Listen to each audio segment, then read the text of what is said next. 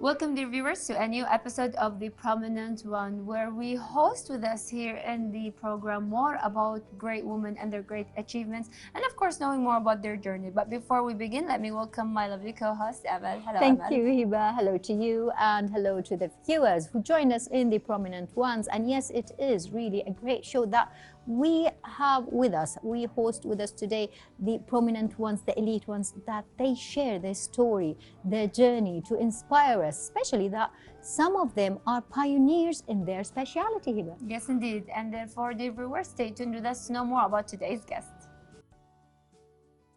And we're back with you again, the viewers, in The Prominent Ones. And with us today is one of the elite as well as the pioneers one, a prominent one who had made a lot of herself, and she would introduce herself with us today, Dr. Feda Al-Shahwan. Thank you for joining us, and it is a great pleasure. Thank you for this amazing introduction. My name is Feda Al-Shahwan. I'm currently acting as the head of Electronic Engineering Department, as a first woman at this position in College of Electronic Engineering in PEET. You can say that I would like to talk a little bit about myself, not as from the perspective of as a professional, but I would like to talk about myself as someone who likes giving, contributing to the community. So you can say I'm a very proud citizen that love this country, and my main objective is to empower the new generations and the women. That is really a noble and a great goal, Hiba. Yes, indeed, and especially when it comes into women empowerment and how great women are actually achieving in their career and the position. Now we can see that women are really flourishing in a way and matter that really represent their own vision and their own responsibility as well. But before we had to talk about that, we want to know more about you, especially when it comes into choosing your career, choosing the field. Was it something that you always dreamt of, working, let's say, in the institute itself, being there when it comes into dealing with the hectic field? I mean, electronic deals are very, let's say, into, let's say, the deal itself. But back in the days, it was really difficult, really challenging for a woman to enter the field. That's really true, yes. You can say that empowering women, and especially in the field of engineering, they were underrepresented in these fields, especially old days. But nowadays, they are all known in this field. They are like competing with other genders, and they are very creative in electronic engineering, computer engineering, and tackling the latest technology with their talented women. And you can see we have lots of amazing women here in Kuwait. They are breaking all the barriers in the field of engineering, education, business, all of these. So there is no limit of giving or being skilled in these competing with with our brothers men. This is so true. I know that choosing a computer, let's say engineering science, or choosing that path wasn't an easy path at the first, but what made you like that major? A computer engineering, in fact, because as you know, that this was my dream. You know me, Amal, from long time. That is so true. So I was like raised by my model, my dad, my God protect him. That always like going to competitions, staking in there, racing with other people, going to special schools this summer. So I was like built from my young. When I finished my bachelor, then I stopped a little bit. After that, no, something inside of me, there is a bell ringing. Feda, you have something missing. What you want? Okay, I have to do some like continuing my studies. But as you know that I have like family, I have my children, and responsibilities. So I delayed it a bit. And when the time, like it's, alhamdulillah, that it comes, I started. So I went to UK, I studied my PhD there, and as it was one of the 5-star universities, I selected adaptive mobile web services, which was the trend at that time. And this marked the beginning journey with the artificial intelligence and how to personalize these mobiles to be like, helpful in adapting the resources and the batteries and all of this when it got stuck. Oh wow, this is really intellectual, if we can say that. Eva. Yeah, I mean the field is very challenging and very amazing. To me, I had a very, let's say, a short sad story when it comes into computer science. I took C++, and that was it. That was the beginning and the ending for me to enter the field, because it's really challenging. People would see computer science as something that you just deal with computers and stuff, but you have language and you have different kind of aspect when it comes into that, which is something that needs imagination, that needs you to be very, let's say, up to having that kind of sense of, you know what, coming up with solution, coming up with different ideas, and always up to date. So within today's technology, I think artificial intelligence is the dominant. Everyone is trying to master in it in different fields. So tell us more about that, you dealing with AI technology and so on. I think you said that C++ and that's enough for you, right? That was it. But okay, can I ask you a question? How about it with AI now? How you feel? No, with AI, I think it's really easy and easier. really, Yes, that's why. So yeah, with AI, you can say that it is the beginning journey. When I started my PhD, I went to UK, I find the latest technology, what people are doing in there, and I started my research in AI. I did published a lot of papers in that field. I worked with the industry as well.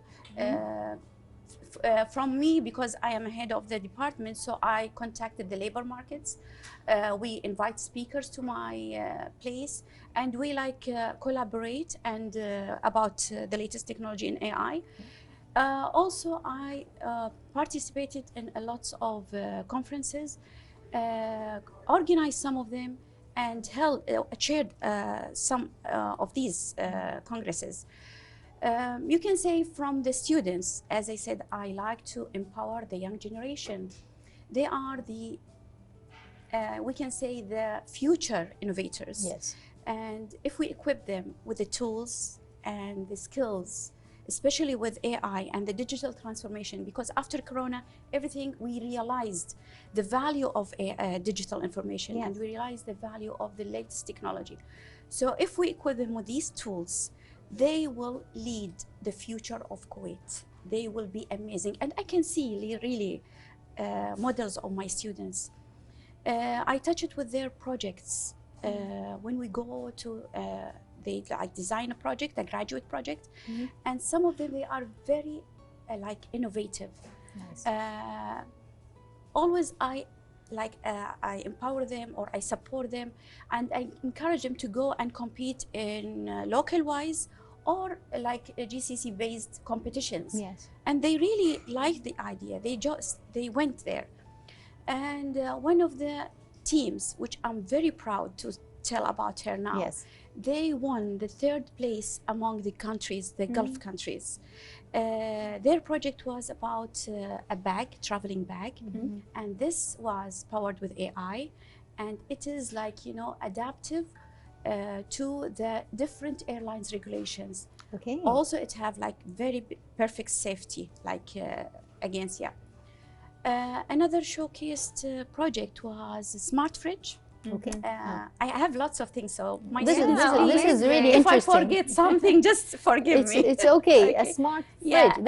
We need something like that. It was featured with also AI and equipped with things it can you can say calculate the calories, how much I'm gonna eat or whatever.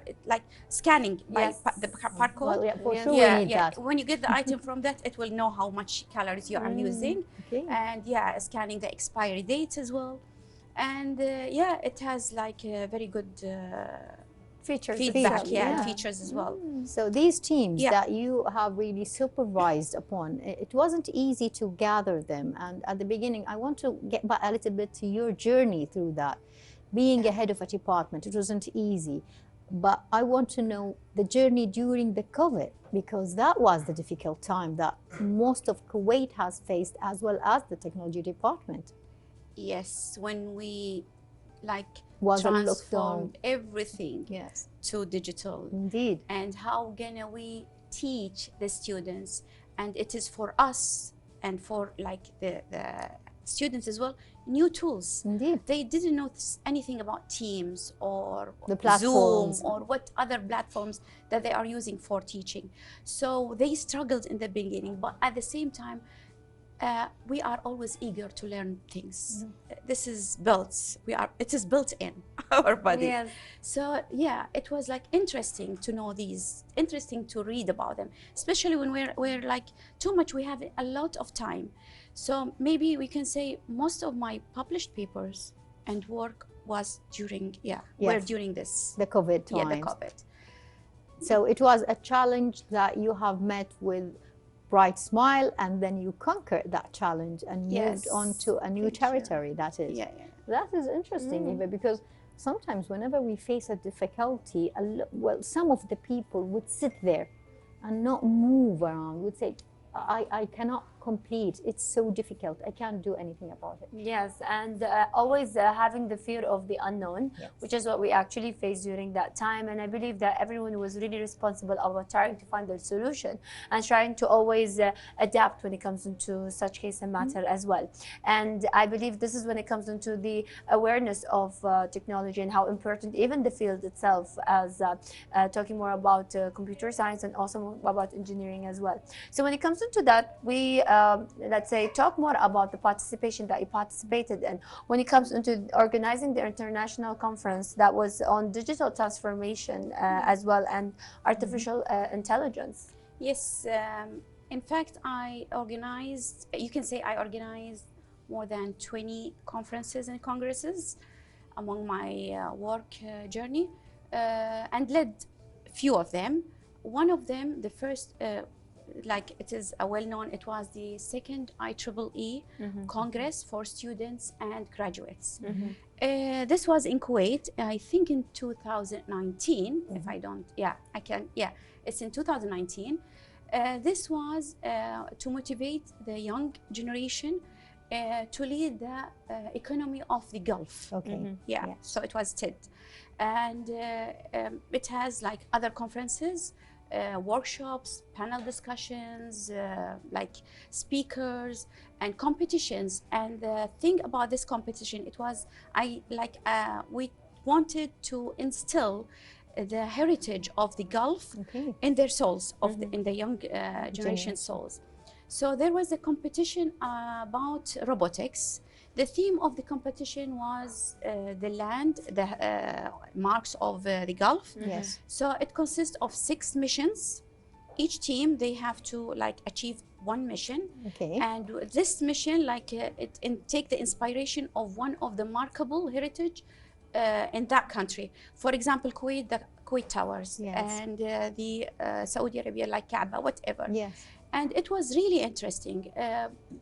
Students, they were like so much like excited for doing this and competition. I was so like motivated when I see them.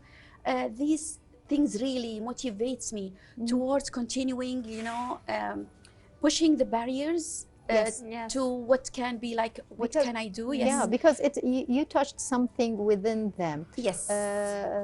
Dr. Feda, we would love to continue about that competition because it has so much, and I have so many questions, but let's take this quick break, then continue the prominent ones.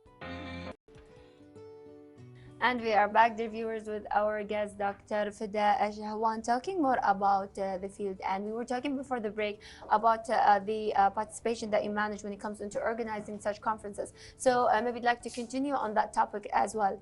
Yes, the second conference, it was about cybersecurity challenges and solutions. That was in PATE, Public Authority for Applied Education and Training, with the collaboration of GUST. It was in 2023. It introduces, the main objective of this conference is to introduce the challenges that facing individuals and organizations with cybersecurity. Also, it produces, like, it provides the solutions from 3 aspects to achieve a smart security. These aspects were, the first one, I highlighted the aspect on like empowerment, how we can find solutions by empowering these people, like training them, telling them how to use the password, whatever. I'm not gonna like, you Yeah, know, yeah, if details. I talk, I wouldn't stop. Okay. So the second aspect, the access, it was about finding academic solutions. Okay. And in this, we invited well-known speakers from US, from the Gulf, from Bahrain, Saudi Arabia, and others. Yes. And they provided us with solutions academically, how we can change the curriculums, how we introduce different like courses to find solution to this cyber attacks. Yes. The third solution was technological, like techniques one. Companies and experts in that field, they talk about the solutions and provided with like very intelligent solutions. One of them was the zero solution, zero trust, that never trust anything. Yeah. In addition to the workshops and everything that like other conferences, and there was an exhibition during that conference, the exhibition for the students where they show their projects. Yes. Yeah. The third one, it was in 2024, which is the last one.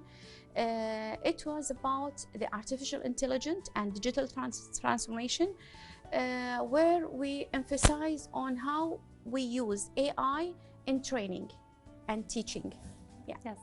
Which is something very amazing and very great to see such kind of conference being presented, and the varieties of the ones that you mentioned, they're very strong, very important. And I think it's very important to have these conferences, especially when it comes into dealing with learners, dealing with people with, let's say, qualifications and specialties as well, to have them, let's say, in more of a society to be connected together. Yes, it is very, yeah, it's beneficial for both, by the way. As like, you know, I was very keen to have the students and the people who like, you can say, take care of them. Yes.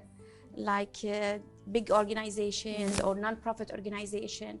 One of the, like I am a member in IEEE.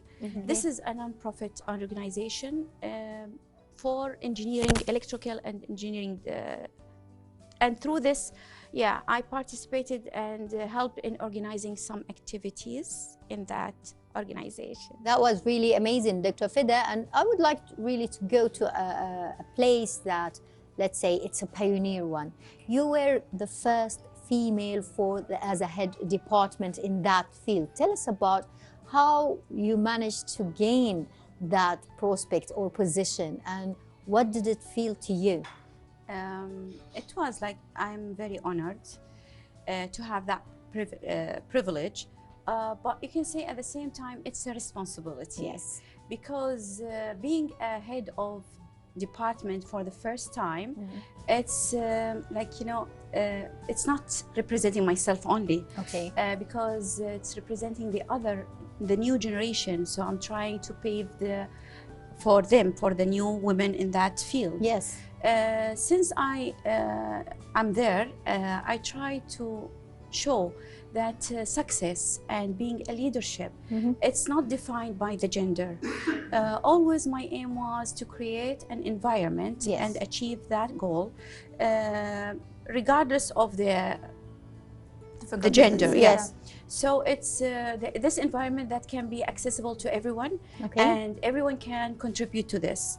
And since that, I revised the policy, the admission policy for our students.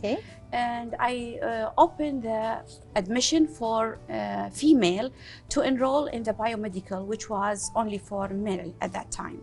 Yes. The other thing that, yeah, this is one of the things. So this is the main thing, because this really marks also a great progress, because Kuwait's vision in 2035, one of the pillars of it is to empower women to have a role in the leadership aspect as well, and opening into all of those let's say ways. And you have opened a new position for ladies to be in and to be empowered by it. Yes, as you said, because we are all like, we are following this vision. Yes. We are in line with Kuwait 2035.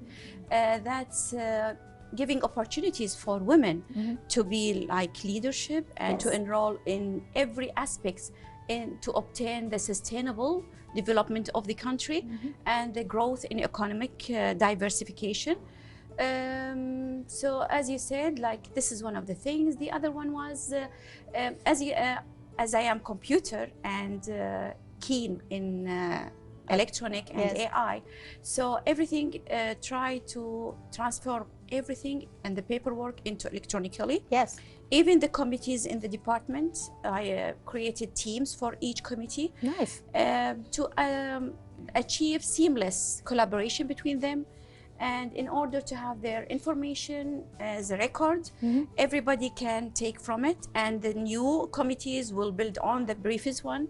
And like life's and that's collaboration with data. You are putting a great data on the computer as well. That is. Yeah, one of the things also the APIT, it is accreditation for the department. Yeah. I was keen to renew this accreditation so that our department is globalized known, and it will benefit also the new generation to go and enroll in abroad if it is known. You can say I can't one, like if I'm gonna list everything, we know. We are so proud of those, let's say, ones that you have listed. I wish, like for me, being a first woman in electronic engineering department as a head of this department, like I wish this role will inspire the new generation and the new women to participate in building this country together with our brothers men. Yeah. Yes, indeed. So a right person in the right place and right position. So we can see such a great, let's say, deal when it comes into having more of a vision and presenting a great, more, let's say, aspects for different, let's say, whether it's for men or women, it's more of a position that's dealing in flourishing and presenting ways for everyone to be equalized and also to have opportunity and chances. Exactly. So when we say that, one of the most important things that we see is women empowerment. And we can say that women are achieving very well and presenting themselves very well in different aspects in life and positions, as you are becoming more of a model for this position that you're holding, and it shows that women empowerment is something very great, and we can see that. So do tell us more about that and how important this is to you as well. Yeah. It's in fact, we are always important. Okay, we cannot neglect this. Yeah. Right. Are we? Yes, of course. We are. We are. Okay. Okay. So we are always important, but finally we are like being appreciated or recognized. Yes. For the value and the strength that we always had it. We can say today women are more educated, they are more empowered, they are engaged in different various fields, in health, in education, many variety of fields. And this shift is not only like a reflection of the societal changes, but as you mentioned, it's in lining with Kuwait vision, the 2035, which aiming in building or developing a sustainable country and development. And one of the key aspects into take these ladies and enroll them in leadership and let them participate to the community. So we can see like women, they achieve success in many fields, government, in business, in economy, in education as well, engineering. And that shows that it is not only uplifting the individuals, but it is like, you know, adding credential to the country and the progress of this society. That is so true and well said, because whenever we see around us in the, let's say, outer world, not just the GCC, we can see that women has been pioneers in a lot of fields. And by being that, a lot of studies has shown, and the latest study that's shown in one of the, let's say, European countries, that women accredited to the benefit of the economical side of their country, and what women really gained through their leadership departments and all of that is giving the value of those countries. So it is a great honor to have you here with us, and it was really an inspiring talk and speech that you said. Dr. Feda, I always, let's say, I'm always proud of you. Thank you. A quick break from all of us, and we will be back.